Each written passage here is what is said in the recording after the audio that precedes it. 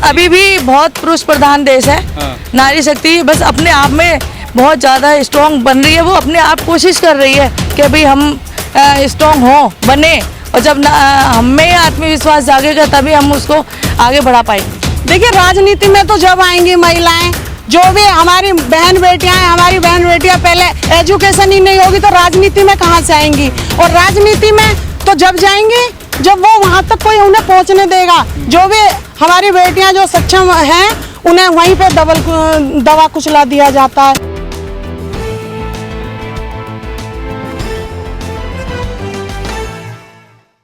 Ma'am क्या कहेंगी, आज आज़ादी का अमृत महोत्सव मनाया जा रहा है। 75 साल हो गए हैं देश को आज़ाद हुए।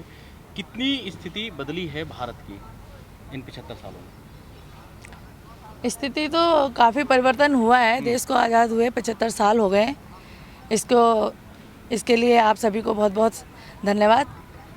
और अभी जो हमारे महिला शक्ति में राष्ट्रपति बनी है जो, तो उनको भी हम बहुत बहुत धन्यवाद देते हैं कि आज हम महिला शक्ति में से हमारे ही दलित समाज की जो हैं वो राष्ट्रपति बनी है। उनको बहुत बहुत साधुवाद। महिलाओं के अगर फंडामेंटल राइट्स की बात की जाए तो क्या लगता है कि 75 साल में महिलाओं ने वो अचीव कर लिया है, या महिलाओं को वो दिया गया है जिसकी वो हकदार थी संविधान के माध्यम से? संविधान के माध्यम से अभी ऐसा नहीं है कि है ना, जो मतलब जितना हमें मिलना चाहिए था वो हमें मिला है। क्योंकि नारी शक्ति को कहा जाता है कि नारी शक्ति बहुत बड़ी, मतलब इनको अधिकार दिए गए हैं, लेकिन कहाँ अधिकार दिए गए हैं?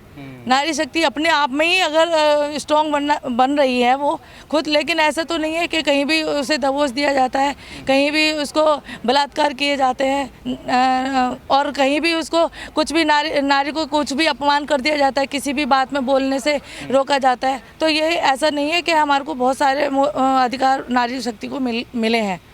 मतलब पुरुष प्रधान अभी भी बहुत पुरुष प्रधान देश है। हाँ। नारी शक्ति बस अपने आप में बहुत ज़्यादा स्ट्रॉन्ग बन रही है। वो अपने आप कोशिश कर रही है कि भाई हम स्ट्रॉन्ग हो बने, और जब हम में आत्मविश्वास जागेगा तभी हम उसको आगे बढ़ा पाएंगे। महिलाओं को फ्रंट पर कहाँ कहाँ लाना चाहिए? अभी कहाँ आपको लगता है कि अभी कमी रह गई है और अभी इस पर विचार करना चाहिए? क्योंकि प्रधानमंत्री नरेंद्र मोदी लगातार इस बारे में बात करते हैं महिलाओं के उत्थान को लेकर।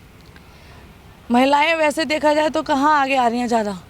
सबसे ज़्यादा तो आदमी आ रहे हैं। जहाँ आगे जो भी महिला शक्ति आगे आती है उसको पीछे से दबोच दिया जाता है। उसके साथ गलत पुलिस प्रशासन या कहीं भी और देख लीजिए, वहाँ पर अभद्र व्यवहार किए जाते हैं उनके साथ। अगर किसी भी महिला ने आवाज़ उठाई है उसको बहुत ही ज़्यादा दबाया जाता है। लेकिन जो मोदी सरकार है उसने देश में पहली बार एक महिला को राष्ट्रपति बनाया है। ये तो अच्छा काम किया है मोदी सरकार ने। तो ये तो है कि भाई बहुत अच्छा काम किया है उन्होंने, लेकिन ये कहाँ तक सशक्त होती है वो पता चलेगा। दलित महिलाओं को कहाँ देखती हैं आप? तो दलित महिलाओं को तो अभी जहाँ पहले थी वहाँ से थोड़ी स्थिति और बेहतर हुई है, क्योंकि महिलाएं जागरूक हो गई हैं, पढ़ लिख गई हैं, इसी वजह से महिलाएं आगे आ रही हैं। जैसे कि मायावती रही हैं, 4 बार चीफ मिनिस्टर रही हैं, लेकिन उनका कहीं अब इतना वर्चस्व नहीं रह गया पॉलिटिक्स में। क्या उनको पीछे हटाने की कोशिश की जा रही है? तो बिल्कुल मायावती जी को पीछे हटाने की कोशिश की जा रही है, तभी तो वो आगे नहीं आई। आज को देखिए, हर चीज़ है, जो वोट का अधिकार जो है हर जगह मोदी जी जीत रहे हैं, हर जगह बीजेपी जीत रही है। तो ऐसा थोड़ी है कि सब लोगों ने मोदी जी को ही वोट दिया है। सब लोगों ने मतलब दिया तो हर एक को है, लेकिन हमेशा जीतती मोदी जी है, कुछ लोग कहते हैं बीजेपी जीतती है। जो महिलाएं हैं यदि वो बदलेंगी तो परिवार बदलेगा, देश बदलेगा, लोग तरक्की करेंगे। जो दलित महिलाएं हैं वो अभी भी पाखंड में हैं, ऐसा कुछ लोग कह देते हैं। वो पाखंड के लिए पीछे पड़ी हुई हैं, पूजा पाठ बहुत करती हैं। तो इससे तो पूजा पाठ से कोई मतलब नहीं है किसी को कि पूजा पाठ करती हैं। पूजा पाठ और राजनीतिक दोनों अलग अलग चीज़ें हैं। घर में कौन क्या करता है उससे ये नहीं है कि महिलाओं को दबाया जाए। ये उस चीज़ में नहीं आता कि महिलाएं अगर पूजा पाठ करती हैं तो उनको किसी चीज़ में जागरूकता ना लाई जाए, उनको आगे देश में आगे ना लाया जाए या कुछ ना किया जाए। मोदी सरकार ने घर घर झंडे भेजे हैं, आपने झंडा लगाया अपने घर पे? नहीं, हमने हमारा पंचशील का झंडा लगाया। भारतीय तिरंगा नहीं लगाते आप? नहीं, लगाते हैं, तिरंगा लगाया, लेकिन मेरा पहले से ही वो लगाया है, तो पूरी बिल्डिंग में ही सब जगह लगे हैं तिरंगे, लेकिन हम अपना तिरंगा पंचशील का झंडा लगाया है। एक यहाँ पे हमारी पहचान देखिए, तिरंगा हमारी शान है। मतलब तिरंगा फहराया आपने आज? तिरंगा हमारे यहाँ फहराया गया है, हमारी बुद्ध वाटिका में फहराया गया है। हाँ, तो कुछ लोग कह रहे हैं कि तिरंगा नहीं लोगे तो राशन भी नहीं मिलेगा सरकारी आपको। नहीं, अब ये तो पता नहीं मुझे हाँ। कि मतलब तिरंगा ऐसा है, यहाँ पर तो ऐसा कुछ नहीं है। बाकी तिरंगा जो घर घर पहुंचा है मोदी सरकार ने, ये क्या करना चाहती है घर घर तिरंगा पहुंचा करके मोदी सरकार? अब 75वीं वर्षगांठ मना रहे हैं, जो अमृत उत्सव मना रहे हैं, तो यही सोचते हैं कि भाई 75 साल पूरे हो गए हैं तो हमारे भारत में तिरंगा जो है हमारी शान है, तो भाई इसको जगह जगह फहराया जाए, सारे सब जगह फहराया जाए, ताकि सभी लोगों को पता चले कि भाई अब 75 साल पूरे हो चुके हैं हमारे आज़ादी के। बाकी चाहे कुछ हो या ना हो, लेकिन ये बच्चों को चाहे हर स्कूलों में हर जगह जो भी फहराया जा रहा है, तो बस ये 75वीं वर्षगांठ के ऊपर भारत में जो तिरंगा फहराया जा रहा है। ठीक, आप अब तक 75 साल में आज़ादी का जो महोत्सव मनाया जा रहा है, महिलाएं, आप एक महिला हैं, आप कैसा देखती हैं कि वाकई जो महिलाओं के लिए बुना गया था संविधान में, वो वाकई अपने अर्श पर है? अभी महिलाओं को वो अधिकार और वो जो सभी चीज़ें हैं, हक अधिकार, वो मिल रहे हैं? देखिए, वोट डालने का जो अधिकार दिया वो हमें बाबा साहब ने दिया, और शिक्षा होने का वो भी हमें बाबा साहब ने दिया, और जो हमें जॉब मिलती है वो भी बाबा साहब की बदौलत मिलती है। मोदी जी ने तो हमें अभी कुछ नहीं दिया। अभी तो हम जो भी जहाँ भी कदम उठाया हमारे सिर्फ बाबा साहब ने दिया है हमें। मोदी जी ने तो कुछ नहीं दिया। मोदी जी ने तो सरकारी स्कूल खुलवा दिए, और जो प्राइवेट स्कूल हैं, कॉलेज हैं, उनकी शिक्षा इतनी महंगी करवा दी कि हर आदमी तो अपने बच्चों को नहीं पढ़ा सकता। लेकिन नारा देती है मोदी सरकार महिलाओं के सम्मान में, बीजेपी मैदान में, आपको सम्मान तो मिल रहा है? ऐसे सम्मान नहीं चाहिए हमें।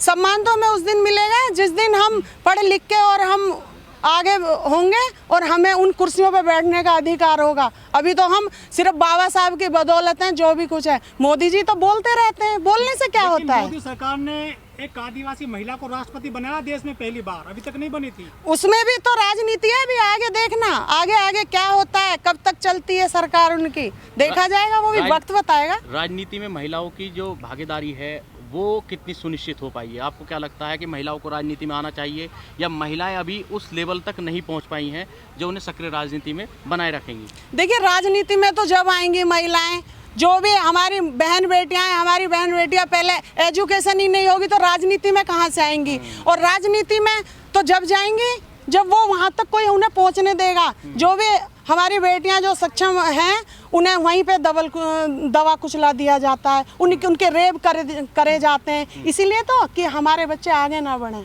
हमारी बेटियां वहाँ तक ना पहुँचें। सामाजिक अधिकार की अगर हम बात करें तो महिलाओं को कितना सामाजिक अधिकार मिल पाया है इन 75 सालों में? क्योंकि आज़ादी के बाद ये कहा गया कि जो पुरुष और महिला हैं वो समान हैं।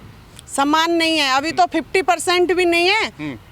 तो कितना मतलब मिल पाया जो सामाजिक, अगर हम सामाजिक सम्मान की बात करें? सामाजिक सम्मान तो अभी आप लगा लो कि मुश्किल से 25% भी नहीं है। 25% महिलाओं को देखा क्या जाए लगता तो। है आपको कि किन पहलुओं पर काम करना पड़ेगा अभी सरकार को, जिससे कि महिलाएं पुरुष के बराबर खड़ी हो सकें? सबसे पहले एजुकेशन है तो हम सब कुछ हासिल कर लेंगे।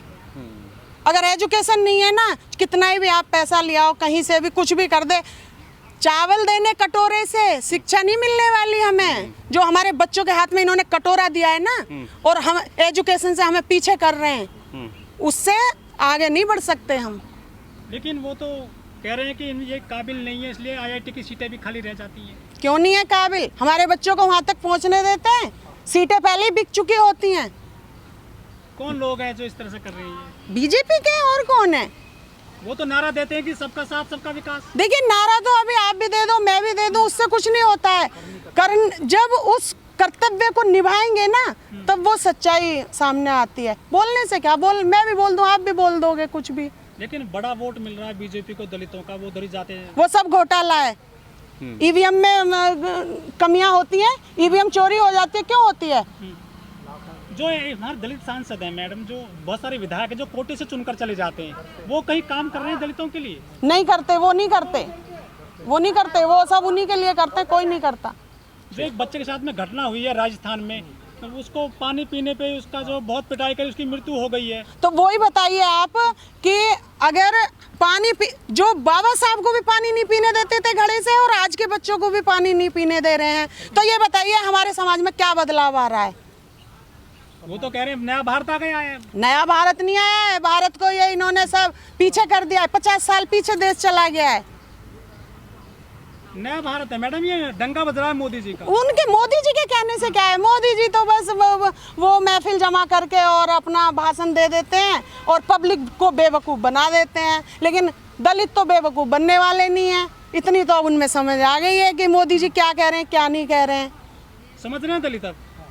बिल्कुल समझ रहे हैं। तो फिर अधिकार क्यों नहीं मिल रहे हैं इस सरकार में? वो देना ही नहीं चाह रहे ना। बाबा साहब ने बड़ा संघर्ष किया था, अकेले थे वो, पूरे देश में उन्होंने पूरी दुनिया में नाम कमाया। कोई अभी तक बाबा साहब बन के क्यों नहीं आ रहा हमारे समाज में? आने दे रहे हैं ये बताइए, कौन आने दे रहा है? जब बच्चे पढ़ेंगे नहीं तो कैसे आगे आ जाएंगे?